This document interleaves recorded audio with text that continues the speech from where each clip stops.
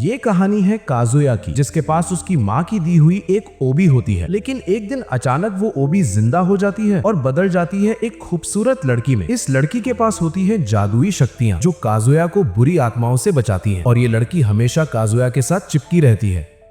कहानी शुरू होती है एक सपने से। काजुया सपने में एक लड़की को देख रहा होता है। जैसे ही वो उसे छूने के लिए हाथ बढ़ाता है, गलती से वो अपनी दोस्त चिसाकी के मेलन्स पकड़ लेता है और उसी समय उसे जोरदार थप्पड़ पड़ जाता है। स्कूल के बाद काजुया अपना दिमाग शांत करने के लिए रूफटॉप पर जाता है। वहाँ वो अपने बैग से वही ओबी निकालता है जो उसकी माँ की थी और जो उसके सपनों में बार बार आती है, लेकिन वो उसे वापस बैग में रख देता है और जाने ही वाला होता है कि उसे जमीन पर एक अजीब सी विग पड़ी दिखती है। अचानक वो विग हिलने लगती है और पलक झपकते ही उसके पूरे शरीर पर लिपट जाती है। काजुया को समझ ही नहीं आता कि ये सब उसके साथ क्या हो रहा है, और तभी वो विग उसे रूफटॉप से उठाकर सीधे नीचे फेंक देती है, जैसे कोई कचरा घर से बाहर फेंक रहा हो। लेकिन जमीन पर गिरने से ठीक पहले उसके बैग से वो ओबी बाहर निकल पड़ती है और उसे बचा लेती है। अगले ही पल वो ओबी एक नीले बालों वाली बेहद हॉट लड़की में बदल जाती है। काजुया हक्का बक्का होकर पूछता है, तुम कौन हो? जवाब देने की बजाय वो लड़की उसे सीधा हेडबट मार देती है, क्योंकि उसने पहले थैंक यू नहीं कहा था। इतने में उस जिंदा विग की असली मालकिन सामने आती है और काजुया पर फिर से हमला कर देती है, लेकिन नीले बालों वाली लड़की अपनी सैश बढ़ाकर अटैक रोक लेती है। वो खुद को किरहा बताती है और बताती करती है, अब से काजुया मेरी प्रॉपर्टी है। ये सुनकर काजुया के होश उड़ जाते हैं। वो बुदबुदाता है कि शायद किरहा कोई भूत प्रेत होगी। इस पर किरहा को गुस्सा आ जाता है। वो साफ करती है कि वो कोई मामूली राक्षस नहीं बल्कि एक ऑब्जेक्ट स्पिरिट है। किरहा धमकी देती है कि अगर काजुया ने उसे इज्जत नहीं दी तो वो दुश्मन को खुली छूट दे देगी कि वो अपनी अजीबोगरीब हरकतें उसके साथ कर सकती है। डर के मारे काजुया तुरंत हामी भर देता है और उसका सेवक बनने को तैयार हो जाता है, क्योंकि वो उस नीले बालों वाली पागल से निपटना नहीं चाहता। अब किरहा दुश्मन से भिड़ती है। वो लड़की अपने बालों से हमला करती है, लेकिन किरहा फुर्ती से बच जाती है और अपनी सैश से ऐसा वार करती है जैसे कोई निंजा हो। ये सब देखकर काजुया दंग रह जाता है। किरहा दुश्मन को चेतावनी देती है कि वो हार मान ले, क्योंकि तभी उसकी सजा कम हो सकती है, लेकिन वो और ज्यादा बेकाबू हो जाती है। किरहा एक बैरियर खड़ा करती है, पर 2 हेयर पिन्स अंदर घुस जाते हैं और काजुया को चोट लग जाती है। अब किरहा पूरी तरह भड़क जाती है। वो उस लड़की को गले से पकड़कर हवा में उठा लेती है और अपना सबसे खतरनाक हमला करने ही वाली होती है कि तभी काजुया चिल्लाता है, रुको। किरहा हमला मोड़ देती है और वार सीधे विग पर जा लगता है। शापित वस्तु टूट जाती है, बुरी आत्मा खत्म हो जाती है और वो लड़की बेहोश होकर गिर जाती है। होश में आने पर वो अपना सिर काजुया की गोद में रखती है। किरहा बताती है कि वो विग लड़की की काजुया के लिए तीव्र भावनाओं से भ्रष्ट हो गई थी, जिससे एक आमासोगी पैदा हो गया। किरहा ये भी बताती है कि अगर वो काजुया को पकड़ लेती तो उसे उसकी भावनाएं शांत करने के लिए मजबूर किया जाता। ये सुनकर काजुया खुश हो जाता है कि किसी लड़की को वो पसंद है, लेकिन अगले ही पल किरहा झटका देती है कि वो लड़की नहीं बल्कि लड़का था। ये सुनकर काजुया का मूड वही खराब हो जाता है। अचानक किरहा गायब हो जाती है और तभी काजुया को एक टीचर डांट देता है। रात को काजुया अपने बिस्तर पर लेटा उस रहस्यमयी लड़की के बारे में सोच रहा होता है जो उसे इतनी अच्छी तरह जानती। उसे एहसास होता है कि वो ओबी अब उसके बैग में नहीं है। नींद में जाते ही उसे एक डरावना सपना आता है। वो डर कर उठ जाता है और देखता है कि किरहा उसके बिस्तर पर आराम से सो रही है। काजुया जोर से चीख पड़ता है। आवाज सुनकर उसकी बहन हाथ में फ्राइंग पैन लेकर कमरे में घुस जाती है। काजुया किसी तरह किरहा को छुपा देता है और बहाना बना देता है कि उसकी रात कुछ ज्यादा ही आउट ऑफ कंट्रोल हो गई। काजुया की बहन चली जाती है। तभी किरहा उठती है और काजुया को पकड़कर घुमा देती है कि उसके साथ ऐसा सुलूक क्यों किया गया। तब काजुया कहता है, मुझे पता है तुम मेरी माँ की किमोनो की ओबी की आत्मा हो और टेक्निकली तुम्हें मेरी सेवा करनी चाहिए, लेकिन किरहा जिद पर अड़ी रहती है और काजुया को अपना नौकर बुलाती है। वो उसे एक काम देती है कि जाओ मेरे लिए कुछ खाने को लेकर आओ। जब स्नैक्स लाता है तो किरहा बड़े मजे से खाती है, लेकिन जैसे ही उसे पता चलता है कि वो पुडिंग भूल गई है तो वो गुस्से में उसे हल्का सा मार भी देती है। इसके बाद काजुया अपनी बहन के साथ डिनर करने चला जाता है और किरहा को अकेला कमरे में छोड़ देता है। जब वो वापस आता है तो पूरा कमरा बुरी तरह बिखरा हुआ होता है और किरहा कहीं नजर नहीं आता। काजुया सोचता है कि शायद वो चली गई, तो थका हुआ काजुया बाथरूम में नहाने चला जाता है, लेकिन जैसे ही वो अंदर जाता है और अंदर जो वो देखता है उसे देखकर उसके होश उड़ जाते हैं। किरहा वहां आराम से नहा रही होती है। काजुया घबरा जाता है, लेकिन किसी आम लड़की की तरह चीखने के बजाय किरहा बिल्कुल शांत रहती है और उल्टा उसे डांट देती है। वो उसे कहती है कि नहाने में मेरी मदद कर दे। थोड़ी अजीब सिचुएशन होने के बावजूद दोनों की बातचीत हल्की फुल्की हो जाती है और माहौल धीरे धीरे अच्छा लगने लगता है। किरहा उसे छेड़ते हुए कुछ मजाक करती है और काजुया पूरी तरह शर्म से भर जाता है। नहाने के बाद दोनों कमरे में लौटते हैं और सोने की तैयारी करते हैं। काजुया को झटका लगता है जब किरहा उसके बगल में ही लेट जाती है। वो उसे चेतावनी देता है कि ये ठीक नहीं है, लेकिन किरहा उसे याद दिलाती है कि वो पहले भी उसकी ओबी वाली शक्ल में हमेशा उसके पास ही रहती। आखिरकार काजुया मान जाता है। वो सोचता है कि इतनी सब चीजों के बावजूद ये सब उसे अजीब नहीं लग रहा, क्योंकि किरहा हमेशा हमेशा से उसके साथ रही है। लेकिन जब किरहा और पास आ जाती है तो काजुया घबरा जाता है और उसे नींद आने में परेशानी होती है। अगली सुबह किरहा उसे देर से उठने पर डांटते हुए जगाती है। नींद में काजुया बड़बड़ाता है कि किरहा रेम जैसी लगती है। ये सुनकर किरहा भड़क जाती है और गुस्से में उसे जोर से जगा देती है। काजुया हड़बड़ी में स्कूल के लिए भागता है। वो उम्मीद करता है कि रोल कॉल से पहले पहुंच जाएगा, लेकिन वो लेट हो चुका होता है। क्लास के बाद क्लास रेप चिसादो उसे देर से आने पर जोर जोर से डांटती है और उसके सिर पर थपकी देती जाती है। काजुया मन ही मन किरहा को दोष देता है क्योंकि उसे याद आता है कि उसका अलार्म क्लॉक टूटा पड़ा था। किरहा को अलार्म चलाना नहीं आता था और रिंगिंग से परेशान होकर उसने उसे तोड़ दिया था। उसी सुबह किरहा जिद करने लगी थी कि वो भी स्कूल चलेगी, डर के मारे कि वो स्कूल में भी उसे सर्वेंट की तरह ट्रीट करेगी। काजुया चालाकी से उसे वापस ओबी में बदल देता है और उसे कमरे में बंद करके खुद स्कूल के लिए निकल जाता है। लंच के समय उसके दो बेवकूफ दोस्त स्कूल में घूम रहे एक भूत की अफवाह पर बात कर रहे होते हैं। वो जिस चीज का जिक्र करते हैं वो बिल्कुल उसी विग जैसी होती है जिसने काजुया पर हमला किया था। तभी उनमें से एक काजुया को चैलेंज देता है कि हिम्मत है तो किसी लड़की को अंधेरी जगह पर ले जाकर रोमांटिक माहौल बनाकर दिखा। लेकिन मजाक आगे बढ़ने से पहले ही स्कूल की सख्त डिसिप्लिन ऑफिसर पीछे से आ जाती है और सबकी क्लास लगा देती है। वो उन्हें याद दिलाती है कि रिपोर्ट पर काम करना है, ना कि ऐसी उल्टी सीधी बातों पर। तभी काजुया को याद आता है कि उसने अभी तक अपनी रिपोर्ट शुरू भी नहीं की है। वो दोस्तों से कॉपी मांगने ही वाला होता है कि चिसादो उसे कॉलर से पकड़कर सीधे लाइब्रेरी ले जाती है। वो कहती है कि वो खुद उसकी निगरानी में रिपोर्ट पूरी करवाए। काम करते करते चिसादो पुरानी बातें याद करती है कि कैसे बचपन में वो काजुया को पढ़ाया करती थी, क्योंकि वो पढ़ाई में हमेशा कमजोर था। काजुया उसके पुराने एहसान के लिए धन्यवाद देता है। थोड़ी शर्माती हुई चिसादो पूछती है कि क्या वो फिर से उसके घर आकर पढ़ाई में मदद कर सकती है। काजुया लगभग मान ही जाता है, लेकिन तभी उसे घर पर मौजूद किरहा याद आ जाती है और वो जल्दी से मना कर देता है। ये सुनकर चिसादो निराश हो जाती है। रिपोर्ट खत्म होने के बाद काजुया किताब लौटाने उठता है और चिसादो बाहर निकलने लगती है, लेकिन दरवाजा नहीं खुलता। उसी पल काजुया को सामने गुस्से से भरी हुई किरहा दिखाई देती है। जब चिसादो उससे मदद मांगने आती है तो काजुया पहले से ही पिटा हुआ होता है। वो बात टाल देता है और दरवाजा खोलने की कोशिश करता है, लेकिन नाकाम रहता है। अब दोनों को एहसास होता है कि वो अंदर फंस चुके हैं। काजुया खिड़की तोड़ने की कोशिश करता है। काजुया कई बार कोशिश करता है लेकिन खिड़की तोड़ने में नाकाम रहता है। अचानक किरहा सामने आ जाती है स्कूल यूनिफॉर्म में। काजुया की आंखें फटी की फटी रह जाती है क्योंकि किरहा ने नीचे कुछ भी नहीं पहना होता। शर्म से लाल होता हुआ काजुया उसे पकड़कर एक कोने में ले जाता है और डांटता है कि बिना बताए यहाँ क्यों आई। जवाब में किरहा उसे एक थप्पड़ जड़ देती है। थोड़ा शांत होने के बाद किरहा समझाती है कि जब ऐसे अजीब हालात बनते हैं तो इसका मतलब है कि कहीं ना कहीं कोई आत्मा जरूर शामिल है। वो बताती है कि उस जैसी आत्माएं दो तरह की होती है। पहली ऑब्जेक्ट स्पिरिट जो किसी कीमती चीज से जन्म लेती है और पूरी समझ बूझ के साथ रहती है, और दूसरी आमासोगी जैसे वो व्यक्ति जो इंसान की अस्थिर भावनाओं से जल्दी बन जाती है। आमासोगी इनकम्प्लीट होती है, वो सिर्फ अपने इंस्टिंक्ट पर चलती है, जबकि ऑब्जेक्ट स्पिरिट खुद पर काबू रखती है। इतने में किरहा की नजर चिसादो पर पड़ती है। वो कुछ बोलने ही वाली होती है कि तभी काजुया उसे तुरंत रोक देता है कि कहीं वो अपनी असली पहचान न बता दे। पहले से तय प्लान के मुताबिक किरहा खुद को काजुया की कजिन बताती है जो बस स्कूल देखने आई है। काजुया भी बात संभालते हुए कहता है कि किरहा को भूत प्रेत में बहुत दिलचस्पी है और वो उनकी मदद कर सकती है। चिसादो को पूरा मामला समझाने के बाद किरहा एक खास पेंडेंट निकालती है। वो बताती है कि ये पेंडेंट अमासोगी को पहचानने के लिए बना है और अमासोगी किसी की इच्छा से पैदा होती है, मतलब उन्हें ये जानना होगा कि इच्छा किसने की और क्या चाहा। लेकिन जैसे ही वो टेस्ट करते हैं पेंडेंट कमरे की सारी किताबों पर रिएक्ट करने लगता है। सब कंफ्यूज हो जाते हैं। थोड़ी शर्मिंदगी के साथ किरहा मान लेती है कि शायद ये नकली है। अब वो दरवाजा खोलने के लिए अपनी स्पाइरल वीव टेक्निक इस्तेमाल करती है, लेकिन दरवाजा खुलने की बजाय तीनों अचानक एक अलग ही जगह पहुंच जाते हैं। चारों तरफ अनंत किताबें। किरहा समझ जाती है कि पूरी स्टडी एरिया ही अमासोगी बन चुकी है। अचानक किताबें हवा में उड़ने लगती हैं और उन पर हमला करने लगती हैं। किरहा समय रहते एक सुरक्षा कवच बना लेती है। फिर दर्जनों किताबें मिलकर एक विशाल जीव बन जाता है, जैसे कोई जिंदा किताबों का राक्षस। वो उनके पीछे दौड़ने लगता है। भागते समय कई किताबें उन पर सीधा हमला करती हैं। तभी किरहा नोटिस करती है कि निशाना सिर्फ वही बन रही है। विशाल किताब वाला जीव फिर हमला करता है, पर किरहा बच जाती है। लेकिन एक किताब लगभग चिसादो को लगने ही वाली होती है। तभी दूसरी किताबें बीच में आकर चिसादो को बचा लेती हैं। अब किरहा को सब समझ आ जाता है। वो बताती है कि चिसादो ही अमासोगी की असली वजह है। हमले रोकते हुए वो काजुया से कहती है कि चिसादो की पहले कही बात याद करे। काजुया उलझन में पड़ जाता है, लेकिन याद करने लगता है। धीरे धीरे उसे याद आता है कि कैसे चिसादो ने उसके घर आने की बात की थी और उसने मना कर दिया था। किरहा कहती है बस वही इच्छा इतनी मजबूत थी कि अमासोगी बन गई। काजुया चिसादो की तरफ मुड़ता है और उससे कहता है कि वो कभी भी उसके घर आ सकती है। वो बात ऐसे कहता है जैसे दिल से चाह रहा हो। चिसादो का चेहरा खिल उठता है और वो खुशी से मान जाती है। उसी पल राक्षस गायब हो जाता है। सारी किताबें गिर जाती हैं। अजीब दुनिया टूट जाती है और तीनों फिर से लाइब्रेरी में आ जाते हैं। काजुया किरहा का धन्यवाद करता है और कहता है कि अब वो अमासोगी को पहले से बेहतर समझता है। फिर वो चिसादो से कहता है कि अब वो उसकी भावनाएं समझ गया है, लेकिन प्यार कहने की बजाय वो कह देता है कि चिसादो को असल में लोगों को पढ़ाना पसंद है। चिसादो अंदर ही अंदर टूट जाती है। उन्हें पता भी नहीं चलता कि दूर ऊपर एक खंबे पर कोकायू नाम की रहस्यमयी औरत सब कुछ देख रही होती है। वो हल्की मुस्कान के साथ हवा में उड़ जाती है। अगले दिन चिसादो वादे के मुताबिक काजुया के घर आती है। वहाँ वो देखती है कि काजुया और किराहा एक ही बिस्तर पर सो रहे हैं। ये देखकर उसके मुंह से चीख निकल जाती है। चिसादो शर्मिंदा होकर किराहा से माफी मांगती है। किराहा उसे समझाती है कि ये उसकी गलती नहीं थी। वो बताती है कि इस घटना के पीछे एक और भी खतरनाक ताकत है, मेलिसन, एक अदृश्य शक्ति जो हकीकत को मोड़ सकती है। किराहा बताती है कि लाइब्रेरी में जो अजीब घटना हुई थी वो मेलिसन की असामान्य रूप से ज्यादा मात्रा की वजह से हुई थी। वो कहती है कि एक ही जगह इतने सारे मेलिसन इकट्ठा होना बेहद रेयर है, खासकर इतना कि उससे इतना ताकतवर अमासोगी बन जाए। किराहा साफ साफ कहती है कि इस सब के पीछे उस इलाके की लोकल देवी कुकुरी की लापरवाही है। कुछ ही देर बाद एक रहस्यमयी और दबंग औरत कोकायू काजुया के दोस्त शिरू के पास आती है और पूछती है, क्या तुम काजुया हो? शिरू मना कर देता है और कोकायू जाने ही वाली होती है, लेकिन जैसे ही शिरू की नजर उसके भारी भरकम फिगर पर पड़ती है उसका दिमाग घूम जाता है। अपना मौका हाथ से न जाने देने के लिए वो तुरंत पलट कर बोलता है, असल में मैं काजुया का दोस्त हूँ, मैं तुम्हें उसके पास ले जा सकता हूँ। कुछ साल पहले की बात है। काजुया एक गंभीर हादसे के बाद कोमा में चला गया था। डर था कि अगर वो होश में आया तो उसकी जागती हुई आत्मिक ताकत उसके शरीर को और नुकसान पहुंचा सकती है। तब लोकल देवी कुकुरी ने काजुया की एक्स्ट्रा स्पिरिचुअल एनर्जी और उसकी यादों को सील कर दिया ताकि उसकी हालत स्थिर रहे। लेकिन कुकुरी ने किराहा को चेतावनी दी कि ऐसा करने से किराहा को अपनी सारी ताकत खोनी पड़ेगी और शायद एक सामान्य ओबी बनकर रह जाएगी, क्योंकि काजुया अब उसे याद नहीं रखेगा। लेकिन किराहा को इससे कोई फर्क नहीं पड़ा। मौजूदा समय में सुबह काजुया के पिता उसे प्यार से जगाते हैं और कहते हैं कि आज जल्दी घर आना, साथ में डिनर करेंगे। स्कूल पहुंचते ही काजुया का स्वागत शिरू की उड़ती हुई किक से होता है। जब काजुया इस हरकत के पीछे का जवाब मांगता है तो शिरू सारी कल की बातों का दोष उसी पर डाल देता है। दरअसल हुआ ये था, कल शिरू कोकायू को रेस्टोरेंट लेकर गया था, ये सोचकर कि वो उसको इम्प्रेस कर लेगा। उसने बड़े स्टाइल में कहा कि जो चाहे ऑर्डर करो वो पे करेगा, लेकिन उसे क्या पता था कि कोकायू एक चलता फिरता फूड मॉन्स्टर है। उसने पूरा मेन्यू मंगवा लिया, सबसे बड़ा स्टेक, हर तरह का खाना, और सब कुछ ऐसे चट कर गई जैसे कि पिछले जन्म से भूखी हो। खाने के बाद वो चुपचाप निकल गई और शिरू को भारी भरकम बिल थमा दिया। अब शिरू गुस्से में भड़ास निकालता है। काजुया कहता है कि उसे नहीं पता कोकायू या कुकुरी कौन है। ये सुनकर शिरू को लगता है कि काजुया झूठ बोल रहा है। उधर कोकायू आखिरकार काजुया को ढूंढ लेती है। पहले जब वो कुकुरी के मंदिर लौटी थी तो खाली हाथ आई थी और खाने में उलझने के लिए उसे डांट पड़ी थी। अब कुकुरी उसे हुक्म देती है इस बार काजुया को लेकर आना, लेकिन किराहा उसके साथ नहीं होनी चाहिए। स्कूल में काजुया और शिरू आर्म रेसलिंग करने ही वाले थे कि अचानक पूरी क्लास को पता चलता है कि सबका लंच गायब है। चिसादो को शक होता है कि ये भी कोई अमासोगी है। उसी पल कोकायू अचानक क्लासरूम में प्रकट हो जाती है। शिरू उसे देखते ही भड़क उठता है और कहता है, साली भुक्कड़, मेरे पैसे दे। कोकायू शांति से कहती है, ठीक है, पास आकर ले लो। लेकिन शिरू आगे बढ़े उससे पहले ही चिसादो का डिसिप्लिनरी हथियार उस पर बरस पड़ता है। कोकायू काजुया से कहती है कि वो उसके साथ चले, लेकिन तभी किराहा अपने ह्यूमन फॉर्म में सामने आ जाती है और साफ मना कर देती है। कोकायू ताना मारती है, तुम्हारी जैसी कमजोर और बेकार कपड़े की आत्मा से किसने राय मांगी। ये बात किराहा के दिल में चुभती है और वो हमला करने ही वाली होती है कि काजुया उसे रोक लेता है। सीधी लड़ाई की बजाय किराहा एक शर्त रखती है, 1 आर्म रेसलिंग मुकाबला। अगर किराहा जीती तो वो काजुया के साथ मंदिर जाएगी, अगर हारी तो पीछे रह जाएगी। दोनों रूफ टॉप पर पहुंचती है, टाइट जिम कपड़ों में। लेकिन ये कोई साधारण 1 आर्म रेसलिंग नहीं रहता, ये बदल जाता है 1 आर्म मार्शल आर्ट्स फाइट में। दोनों एक दूसरे पर जोरदार वार करती है। आखिरकार किराहा कोकायू का अंगूठा पकड़कर उसे जमीन पर पटक देती है और जीत जाती है। उसी पल एक टीचर आकर उन्हें डांटने लगता है, लेकिन जब तक बाकी स्टूडेंट सब कुछ समझाने जाते हैं तब तक वो सब गायब हो चुके होते हैं। अब काजुया, किराहा और चिसादो कोकायू के साथ मंदिर जाते हैं। सबको उम्मीद होती है कि कोई दिव्य और तेजस्वी देवी दिखेगी, लेकिन सामने आती है कुकुरी, पूरे कॉस्ट्यूम और मास्क में। उसका रूप देखकर सबके होश उड़ जाते हैं। जब कुकुरी की नजर किराहा पर पड़ती है तो वो पूछती है कि वो इनके साथ यहाँ क्यों आई है। किराहा बताती है कि उसने कोकायू को 1 आर्म रेसलिंग में हराया है। ये सुनते ही कुकुरी समझ जाती है कि किस मुकाबले की बात हो रही है। वो हंसते हुए कहती है कि उसने खुद किराहा से कई बार 1 आर्म रेसलिंग की है और ज्यादातर बार वही जीती है। लेकिन किराहा इससे बिल्कुल सहमत नहीं होती। उसका कहना है कि ज्यादा जीत उसी की हुई है। यहीं से दोनों के बीच बहस शुरू हो जाती है। किराहा बिना वक्त गवाए सीधे असली मुद्दे पर आती है और स्पिरिचुअल सील को लेकर कुकुरी से सवाल करती है। वो कहती है कि ये सील तो तब तक के लिए था जब तक काजुया पूरी तरह बड़ा ना हो जाए। कुकुरी मान लेती है कि सील टूटा नहीं है, बस कमजोर पड़ा है, लेकिन काजुया की जो यादें गई हैं वो अब भी बंद है। किराहा मांग करती है कि कुकुरी सील को फिर से मजबूत करे और शहर में बढ़ते मेलिसन को काबू में लाए, लेकिन कुकुरी मना कर देती है। इसके बजाय वो काजुया को देखती है और कहती है, अब तुम्हें मेलिसन क्लीनर बनना होगा, मतलब ऐसा इंसान जो इस इलाके में फैल रही आत्मिक गड़बड़ियां को साफ करे। काजुया ये सुनकर सन्न रह जाता है। किराहा तुरंत इसका विरोध करती है और कहती है कि ये उसका कोई बेकार सा मजाक है, लेकिन कुकुरी उसे अनदेखा कर देती है और समझाती है कि असल में काजुया ही वजह है। वो बताती है कि अब काजुया एक तरह का मेलिसन मैग्नेट बन चुका है। जहाँ जहाँ वो जाता है अजीब घटनाएं अपने आप होने लगती हैं, इसलिए सफाई भी उसे ही करनी होगी। डर से कांपते हुए काजुया वहीं खड़ा रहता है। किराहा उसे पकड़कर वहाँ से भागने की कोशिश करती है, लेकिन दोनों एक अदृश्य दीवार से टकरा जाते हैं। कुकुरी शांति से कहती है, जब तक जवाब नहीं मिलेगा कोई यहाँ से नहीं जाएगा। किराहा फिर मना कर देती है। उसी पल कोकायू अपने पंख फैलाती है, चिसादो को पकड़ती है और उसे सुरक्षित जगह पर ले जाती है। अब कुकुरी एक दूसरा हैलोवीन मास्क पहनती है और अपनी वाटर गॉडेस वाली ताकत से हमला कर देती है। किराहा फुर्ती से अपनी सैश से बैरियर बनाकर काजुआ को बचाने की कोशिश करती है, लेकिन कुकुरी उसे आसानी से तोड़ देती है। किराहा समझ जाती है कि भागने का कोई रास्ता नहीं है। वो काजुआ को उठाकर उड़ने की कोशिश करती है, लेकिन फिर से बैरियर से टकरा जाती है। शक में पड़कर किराहा कुकुरी से पूछती है कि सील कमजोर क्यों हुआ और वो मास्क क्यों नहीं उतार रही। ये कहते हुए किराहा आगे बढ़ती है और अपनी स्लेज हैमर वीव से सीधा मास्क पर वार करती है, लेकिन कुकुरी एक ताकतवर वाटर वॉल बनाकर हमला रोक लेती है और पलटवार में किराहा को जमीन पर गिरा देती है। कुकुरी मान लेती है कि मास्क को निशाना बनाना सही सोच थी, क्योंकि उसकी मौजूदा ताकत उसी से जुड़ी है। किराहा जैसे तैसे उठती है, लेकिन कुकुरी मंत्र पढ़ना शुरू कर देती है। मंत्र पूरा होते ही आसमान से वाटर इम्पैक्ट उतरता है। पानी की एक जबरदस्त ताकत वो पूरी शक्ति से उन दोनों पर टूट पड़ती है। किराहा पूरी जान लगाकर खुद को और काजुआ को बचा लेती है। ये देखकर कुकुरी भी चौंक जाती है, लेकिन इतनी ताकत लगाने के बाद किराहा पूरी तरह थक जाती है और उसका शरीर कमजोर सा दिखने लगता है। कुकुरी उसका मजाक उड़ाते हुए कहती है कि अगर एक और वाटर इम्पैक्ट झेलने की ताकत नहीं है तो लड़ाई छोड़ दे, लेकिन किराहा पीछे हटने से मना कर देती है। वो काजुआ को छोड़ना नहीं चाहती और ना ही ये चाहती है कि वो कुकुरी का मैलिजन क्लीनर बने। कुकुरी फिर से वाटर इम्पैक्ट छोड़ती है। किराहा इस बार भी अपनी वॉल वीव से रोकने की कोशिश करती है, लेकिन अब उसकी ताकत जवाब देने लगती है। बैरियर में दरार पड़ जाती है और तेज पानी अंदर घुस आता है। तभी किराहा बेहोश होने लगती है। अचानक काजुआ की आंख खुलती है और वो खुद को एक अजीब अनजानी जगह पर पाता है। उसके सामने एक रहस्यमयी औरत खड़ी होती है, जिसके चेहरे पर अजीब सी मुस्कान होती है। वो हंसते हुए कहती है कि कुकुरी से भिड़ना उसकी सबसे बड़ी बेवकूफी थी। काजुआ गुस्से और उलझन में वापस अपनी दुनिया में जाने की कोशिश करता है, लेकिन वो औरत रास्ता रोक लेती है। फिर वो उससे एक एहसान मांगती है। वो कहती है, किराहा को बचाओ। ये सुनकर काजुआ और भी कंफ्यूज हो जाता है। वो खुद को कमजोर और बेकार मानता है और कहता है कि वो खुद को भी नहीं बचा पाया, किसी और को क्या बचाएगा। वो पूछता है कि वो ये सब कैसे करेगा। तब वो औरत कहती है, बोझ बनना बंद करो, मजबूत बनो, इतना मजबूत कि इस बार किराहा की रक्षा तुम कर सको, ना कि हर बार उसी से बचाव मांगो। ये सब अब भी काजुआ के ज्यादा समझ में नहीं आता, लेकिन वो रहस्यमयी औरत कहती है कि अगर वो अभी कुकुरी के स्पेशल अटैक को रोक ले और एक खास टेक्निक इस्तेमाल करे तो सबको बचाया जा सकता है, लेकिन उस टेक्निक के लिए किराहा का असली नाम चाहिए। ये सुनकर काजुआ फिर उलझ जाता है। उसे नहीं पता कि किराहा का रियल नेम क्या है, लेकिन वो औरत जोर देकर कहती है कि उसे नाम पहले से पता है, बस उसे याद करने की जरूरत है। वो कहती है, उसका नाम याद करो जो तुम्हारे लिए सबसे ज्यादा वफादार रही है। अगले ही पल काजुआ खुद को फिर से पानी के बीच पाता है। किराहा उसे होश में लाने के लिए घबराई हुई उसे किस कर रही होती है। दोनों पानी की सतह से बाहर आते हैं और हांफते हुए सांस लेते हैं। वो सामने कुकुरी को देखते हैं। किराहा फिर से लड़ने के लिए तैयार हो जाती है, लेकिन काजुआ उसे रोक देता है। वो कहता है कि अब उसमें लड़ने की ताकत नहीं बची और उसे वापस अपनी ऊबी वाली शक्ल में लौट जाना चाहिए। किराहा पहले मना कर देती है, लेकिन इस बार काजुआ एक मास्टर की तरह उसे हुक्म देता है और उसका असली नाम लेकर ओबी बनने को कहता है। ये सुनते ही कुकुरी चौंक जाती है। किराहा जैसे ही ओबी बनती है वो काजुआ को मारने लगती है कि उसने उसका असली नाम कैसे इस्तेमाल किया। अब काजुआ को किराहा को हथियार बनाकर खुद कुकुरी का सामना करना है। कुकुरी तुरंत हमला करती है। काजुआ एक शील्ड बनाता है, लेकिन वो कमजोर पड़ जाता है और वो चोट खा जाता है। किराहा उसे डांटती है कि ध्यान से फोकस करे। अगले हमले पर काजुआ पूरी तरह कंसंट्रेट करता है और इस बार एकदम परफेक्ट शील्ड बना लेता है। किराहा उसकी तारीफ करती है। ये देखकर कुकुरी अपनी पूरी ताकत झोंक देती है और एक विशाल वाटर ड्रैगन बुला लेती है। काजुआ कुछ पल के लिए जम जाता है, लेकिन तभी उसे याद आता है कि उस रहस्यमयी औरत ने इसे रोकने का तरीका बताया था। वो तुरंत शील्ड वीव एक्टिवेट करता है। कुकुरी हंसती है और सोचती है कि वो फिर वही गलती दोहरा रहा है। वो ड्रैगन को हमला करने का आदेश देती है, लेकिन काजुआ वाटरशेड इस्तेमाल करता है और हमले को 2 हिस्सों में बांट देता है। फिर वो हवा में उछलता है और स्पेशल स्पाइरल वीव लगाता है, पूरे शरीर को घुमाते हुए सीधे कुकुरी की तरफ, एक इंसानी ड्रिल की तरह। कुकुरी एक बर्फ की दीवार खड़ी करती है, लेकिन हमला उसे चीरते हुए निकल जाता है। धूल बैठने के बाद कुकुरी किसी तरह किराहा को पकड़ लेती है और उसे खत्म करने की धमकी देती है। बेबस होकर किराहा को बचाने के लिए काजुआ मान जाता है कि वो मैलिजन क्लीनर बनने को तैयार है। कुकुरी किराहा को छोड़ देती है। तुरंत ही आसमान के काले बादल छट जाते हैं और मौसम साफ हो जाता है। कुकुरी खुशी से कहती है कि वो काजुआ को अपने नए मैलिजन क्लीनर के रूप में पाकर बहुत खुश है, लेकिन तभी कुकुरी के चेहरे का मास्क गिर जाता है और सबके सामने सच आ जाता है। वो कोई दिव्य देवी नहीं बल्कि एक बिल्कुल आम लड़की है। काजुआ और किराहा दोनों सन्न रह जाते हैं। शर्म से लाल होती कुकुरी हकलाते हुए सफाई देने लगती है। किराहा को समझ आ जाता है कि यही वो बात थी जो कुकुरी इतने समय से छुपा रही थी। थी। किरहा जोर जोर से हंसने लगती है और उसकी अजीब सी हालत का मजाक उड़ाती है। बदला लेने के लिए किरहा कुकुरी के साथ कुछ ऐसी हरकतें करती है जो स्क्रीन पर पूरी तरह दिखाई नहीं जा सकती।